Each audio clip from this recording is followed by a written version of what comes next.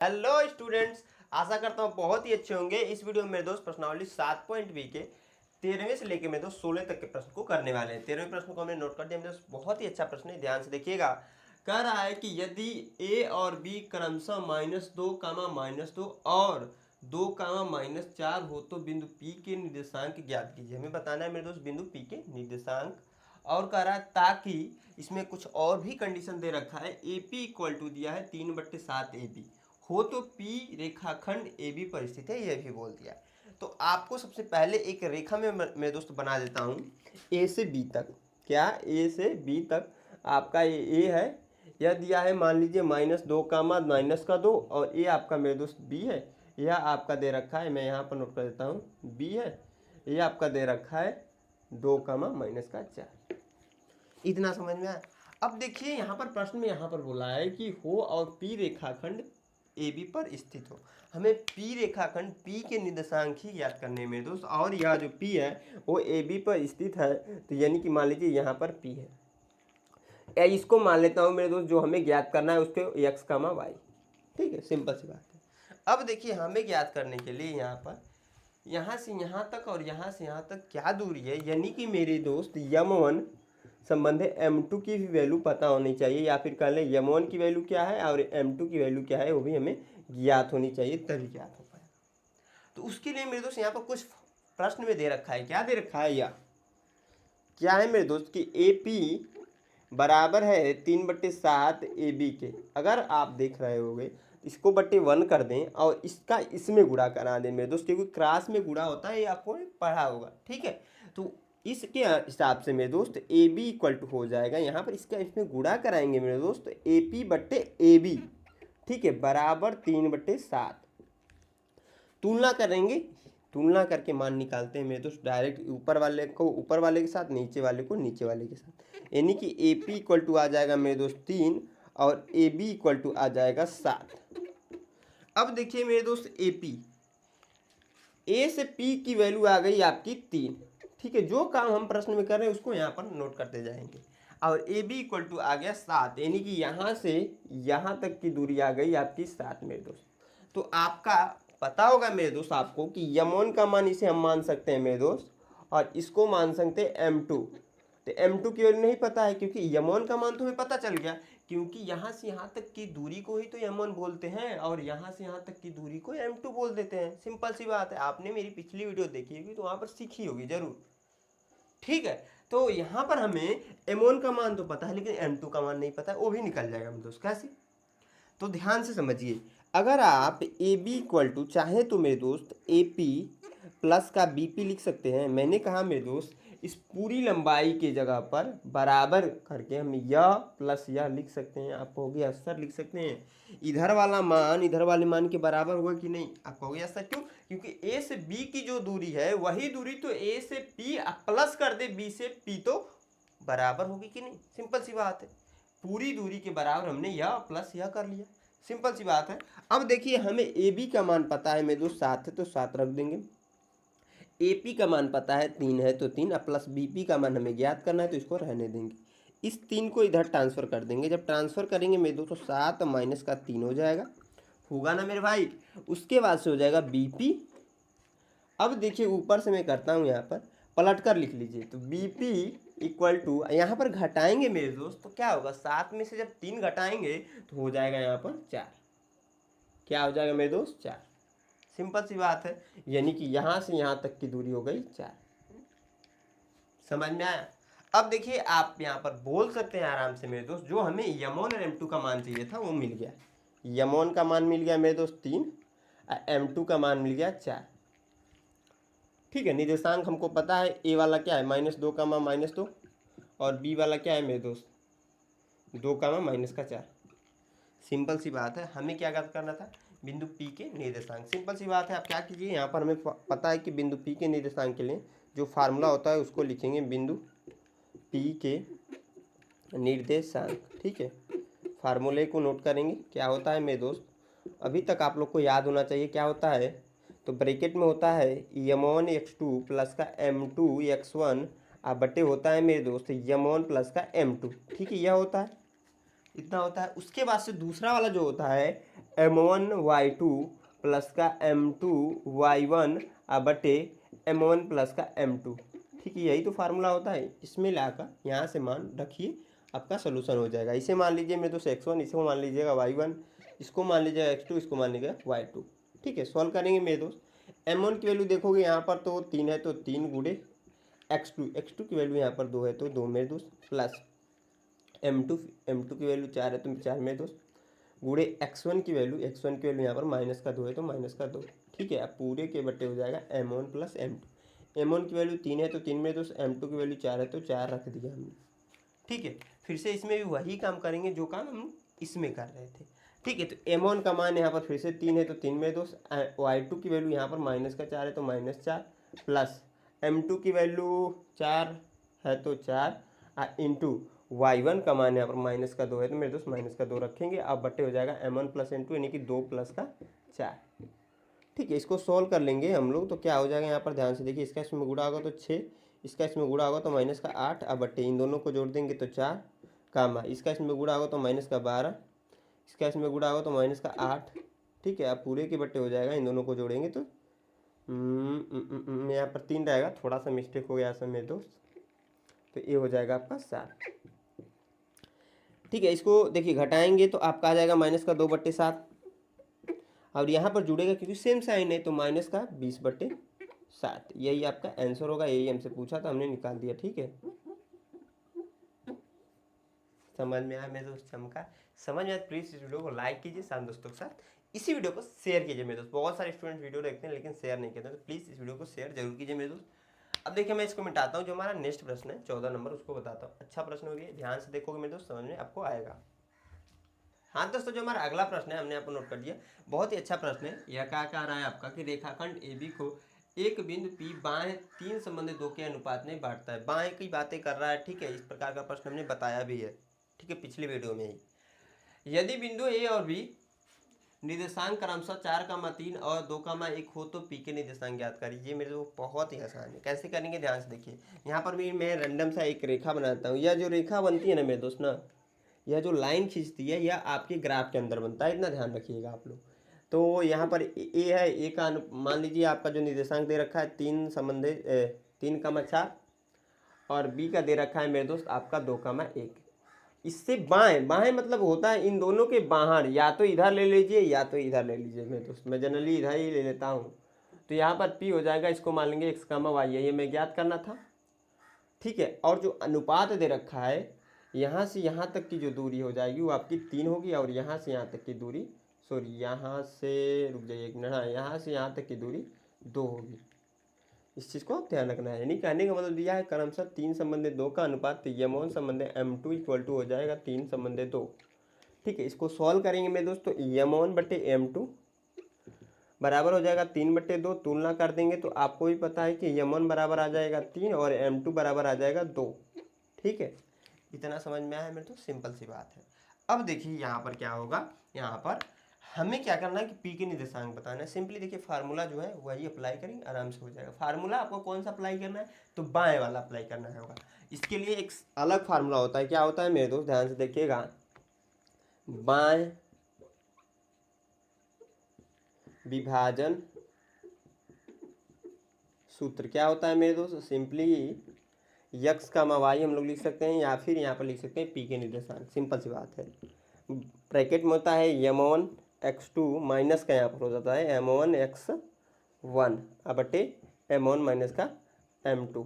ठीक है, यहाँ पर माइनस होता है, जबकि पिछले वाले सूत्र में क्या था, प्लस होता है। जब भी नॉर्मल बोलेगा तो प्लस होगा, जब सेपरेट बोल देगा बाएं के लिए तब जाकर आपका माइनस होता है मेरे दोस्त। यहाँ पर जितने भी साइन होते हैं यहाँ पर हो जाएगा m1 y2 माइनस का m2 y1 बट्टे हो जाता है मेरे दोस्त m1 माइनस का m2। सिंपल सी बात है। अब देखिए मेरे दोस्त यहाँ पर सिंपली क्या करेंगे, वैल्यू लाकर रखेंगे, सॉल्व कर देंगे, आपका आंसर आ जाएगा। ठीक है, तो इसे मान लीजिए मेरे दोस्त आप लोग x1, इसको मान लीजिएगा y1, इसको मान लीजिएगा x2, इसको मान लीजिएगा y2। फार्मूला आपको पता है मेरे दोस्त क्या है, m1 x2। m1 की वैल्यू यहाँ पर हमने लिखा है 3 है तो 3 मेरे दोस्त, x2 की वैल्यू 2 है तो 2 मेरे दोस्त। यहाँ पर है देखिए माइनस m1 की m2 की वैल्यू, सॉरी यहाँ पर छोटा सा मिस्टेक हुआ है, ये m2 रहेगा। m2 की वैल्यू 2 है तो 2 मेरे दोस्त, n2 x1 की वैल्यू यहाँ पर 4 है तो 4 पूरे के बट्टे हो जाएगा m1 माइनस का m2। m1 की वैल्यू मेरे दोस्त 3 है तो 3 और माइनस m2 की वैल्यू 2 है तो 2 कामा m1 y2 m1 की वैल्यू 3 है तो 3 मेरे दोस्त। y2 की वैल्यू क्या है तो y2 की वैल्यू यहाँ पर मेरे दोस्त यहाँ पर मिस्टेक है y2 की वैल्यू 1 है तो 1 माइनस m2 की वैल्यू 2 है तो 2 मेरे दोस्त। अब y1 की वैल्यू 3 है तो 3 बट्टे हो जाएगा m1 माइनस m2 यानी कि 3 माइनस का 2। ठीक है, इसी को सॉल्व कर देंगे मेरे दोस्त मेरे भाई आंसर आ जाएगा x कामा y। ठीक है, इसका इसमें गुणा कराएंगे तो 6, इसका इसमें गुणा कराएंगे माइनस का 8, यहाँ पर घटा देंगे तो 1 हो जाएगा। ठीक है, यहाँ पर इसका इसमें गुणा कराएंगे तो 3, इसका इसमें गुणा कराएंगे तो माइनस का 6, इसको घटा देंगे तो 1 हो जाएगा। ठीक है, अब देखिए मेरे दोस्त यहाँ पर क्या हो जाएगा, ध्यान से समझिएगा कि x कामा y बराबर इन दोनों को घटाएंगे तो माइनस का 2, इन दोनों को घटाएंगे तो माइनस का 3। यही होगा ना, कुछ चेंज तो नहीं हो रहा? नहीं, यही आपका आंसर है। यही हमसे पूछा था बिंदु P के निर्देशांक बताने। आप लोग कर भी लोग खुद से करोगे ना मेरे दोस्त, एक दो बार ट्राई करोगे जरूर हो जाएगा। ठीक है, जिन भाई नहीं कर पाएंगे उसके लिए मैंने यहाँ पर बता दिया, उन लोगों के लिए मेरे दोस्त मैंने यहाँ पर बता दिया, सिंपल सी बात है। तो आप इसे नोट कर लीजिएगा मेरे दोस्त। मैं इसको मिटाकर जो हमारा नेक्स्ट प्रश्न है 15 नंबर उसको बताता हूँ। ठीक है, अच्छा प्रश्न भी है, ध्यान से देखोगे मेरे दोस्त समझ में आएगा। और वीडियो पसंद आ रही है मेरे दोस्त, जो प्रश्न मैंने सिखाया समझ में आ रहा है तो प्लीज़ इस वीडियो को लाइक कीजिए, साथ दोस्तों के साथ शेयर कीजिए। ठीक है, मैं इसको मिटाता हूँ, नेक्स्ट प्रश्न को नोट करके मेरे दोस्त बताता हूँ। हाँ दोस्तों, जो हमारा अगला प्रश्न है हमने आप नोट कर दिया, ये भी बहुत ही अच्छा प्रश्न है मेरे दोस्त। देखिए क्या कह रहा है वह अनुपात ज्ञात कीजिए जिसमें बिंदुओं ए जो दिया है 1, और बी दिया है -4, को मिलाने वाला रेखाखंड यक्स अक्ष से विभाजित होता है। ठीक है, यह बोला है इस विभाजन बिंदु के निर्देशांक भी ज्ञात करना है। इस विभाजन बिंदु के निर्देशांक भी मेरे दोस्त बताने कैसे करेंगे मेरे दोस्त, ध्यान से देखिए। यहाँ पर देखिए दो चीजें दे रखा है, बिंदुएं दे रखा है। एक यहाँ पर दे रखा है आपका ए 1, -5 और इससे ठीक थोड़ी दूरी पे दिया है बी मेरे दोस्त -4, 5। ठीक है, अब देखिए यहाँ पर इसके कहीं बीच में यक्स अक्ष से विभाजित होता हुआ, ठीक है, ये कंडीशन दे रहा है, कोई हमें बिंदु ज्ञात करना है, मान लीजिए पी। तो एक चीज ध्यान रखिए मेरे दोस्त, जब भी ऐसा बोले कि यक्स अक्ष से विभाजित हो रहा है, ठीक है, तो उस कंडीशन में जो होता है आपका यक्स तो रहेगा लेकिन वाई वैल्यू 0 हो जाती है। क्यों मेरे दोस्त? क्योंकि यहाँ पर देखिए ऐसा प्रश्न मैंने कराया है एक बार का, इस प्रश्नावली में एक प्रश्न और ऐसा ही दे रखा था। ठीक है, तो यहाँ पर क्या होता है कि जब भी आपको यक्स अक्ष पर विभाजित करने के लिए कोई बिंदु ज्ञात करना पड़े तो यहाँ पर कहीं ना कहीं यक्स अक्ष पर वो हमें ज्ञात करना पड़ेगा, जिसके वजह से क्या होगा, वाई वैल्यू 0 हो जाएगी। क्यों? क्योंकि यहाँ पर मूल बिंदु होता है 0, जब तक ऊपर ना जाए चाहे नीचे ना जाए तब तक तो वाई वैल्यू आपका 0 ही होगी, सिंपल सी बात है। तो उसके हिसाब से मेरे दोस्त यहाँ पर अगर यक्स अक्ष पर कहीं पर भी हम ज्ञात करें तो वाई वैल्यू 0। ठीक है, ऐसे ही अगर मान लीजिए वाई एच के लिए बोल देता है मेरे दोस्त, तो उस कंडीशन में एक्स वाली वैल्यू 0 हो जाती है। क्यों? क्योंकि जब वाई एच पर हमें कोई बिंदु ज्ञात करना है मेरे दोस्त, तो इसी एच पर कहीं ना कहीं ज्ञात करना पड़ेगा, वह बिंदु बताना पड़ेगा जो हमने यहाँ पर लिखा है। तो जिसके हिसाब से क्या होगा, अगर हम इधर जाएं या फिर इधर नहीं जाएं, इधर या इधर नहीं जाएं मेरे दोस्त, उस कंडीशन में क्या होगा कि आपका एक्स वाली वैल्यू भी 0। तो ठीक है, तो इस तरीके से मेरे दोस्त कंडीशन होता है। जब हम वाई एच के लिए बात करते हैं तो वाई का 0 आता है, जब एक्स अक्ष की बात करते हैं तो एक्स का 0 आता है। ठीक है, यह ध्यान रखिएगा। तो मैंने यहाँ काट दिया मेरे दोस्त, अब हो जाएगा आपका। सिंपली कुछ करने की जरूरत नहीं है, इसे मानिएगा आप x1, इसे y1, इसको x2, इसको y2 और फार्मूला अप्लाई कीजिए। ठीक है, फार्मूला क्या होता है मेरे दोस्त, सूत्र क्या होता है, विभाजन सूत्र जो होता है, हम पुनः नोट, मैं बार बार इसलिए नोट करता हूँ मेरे दोस्त कि आप लोग को जो है ना याद रहे, फार्मूला याद न करना पड़े, मेरे लिखने से आप लोग को याद हो जाए। ठीक है, यहाँ पर हो जाएगा x का 0। ठीक है, सिंपली मैं पहले लिख देता हूँ फार्मूला एक बार, x का y बराबर यहाँ पर छोटा सा मिस्टेक हो रहा है, m1 x2 प्लस का m2 x1 बटे m1 प्लस का m2। ठीक है, उसके बाद से हो जाएगा m1 y2 प्लस का m1 y1 बटे हो जाएगा m1 प्लस का m2। ठीक है, यह आपका है। अब यहाँ पर क्या हो रहा है मेरे दोस्त, x का y, यह आपका x को रिप्रेजेंट करेगा, वही y को रिप्रेजेंट करेगा, तो y वैल्यू 0 है तो x का 0 हो जाएगा यहाँ पर। ठीक है, अब यहाँ पर क्या हो जाएगा, m1 x2 plus m2 x1। तो M1 और M2 का भी मान हमें नहीं पता है मेरे दोस्त, यहाँ से यहाँ तक की वैल्यू क्या है और यहाँ से यहाँ तक की वैल्यू क्या है ये भी नहीं पता है। इसको भी हम लोग निकाल सकते हैं। कैसे? तो ध्यान से देखिए, M1 को रहने दीजिए, x2 की वैल्यू अगर देखोगे मेरे दोस्त तो -4 है, तो -4 प्लस का M2 को रहने दीजिए मेरे दोस्त, M2 x1 की वैल्यू मेरे दोस्त 1 है तो 1, अब पूरे के बट्टे हो जाएगा M1 प्लस का M2। ठीक है, कामा M1y2 प्लस का M1y1 बट्टे M1 प्लस M2। M1 की वैल्यू मेरे दोस्त तो नहीं पता है तो रहने दीजिए। y2 की वैल्यू हमें पता है मेरे दोस्त 5 है तो 5 रख लीजिए, प्लस का M1 और y1 की भी वैल्यू पता है -5 तो -5 रख दीजिए, पूरे के बट्टे M1 प्लस का M2। ठीक है मेरे दोस्त, इसको आगे सोल्व कर लेंगे तो x, 0 बराबर, इसका इसमें गुणा होगा तो -4 M1, इसका इसमें गुणा होगा तो प्लस का M2 अब बट्टे M1 प्लस का M2, क्योंकि एक का गुणा M2 का गुणा जब एक में कराएंगे तो हमें M2 ही प्राप्त होगा। ठीक है, इसका इसमें गुणा होगा तो 5 M1, इसका इसमें गुणा होगा तो यहाँ पर छोटा सा मिस्टेक हो गया है, ये M2 है, यहाँ पर भी M2 है। ठीक है, बाकी सब सही है। M1 अब माइनस का हो जाएगा, जब इसका इसमें गुणा होगा तो 5 M2। ठीक है, अब बट्टे हो जाएगा M1 प्लस का M2। ठीक है, इतना समझ में आया। अब देखिए मेरे दोस्त, अब कुछ करने की ज़रूरत नहीं है, सिंपली क्या करेंगे मेरे दोस्त ना, मेरे भाई, तुलना करेंगे। तुलना कैसे करते हैं? तो इसका इसके साथ तुलना करते हैं, फिर इसको इसके साथ तुलना करते हैं। ठीक है, तो हमें ना इसको इसके साथ सिर्फ और सिर्फ तुलना करने की ज़रूरत है। ठीक है, तो जैसे कराएंगे मेरे दोस्त, तो 0 बराबर, हम 0 इधर लिखेंगे, बराबर 5 M1, क्या मेरे दोस्त, 5 M1 माइनस का 5 M2, अब बटे हो जाएगा M1 प्लस का M2। ठीक है मेरे भाई, अब देखिए इसका इसमें गुणा कराएंगे तो भैया किसी भी नंबर से, किसी भी वैल्यू से जब 0 में गुणा कराते हैं या भाग कराते हैं तो 0 ही प्राप्त होता है।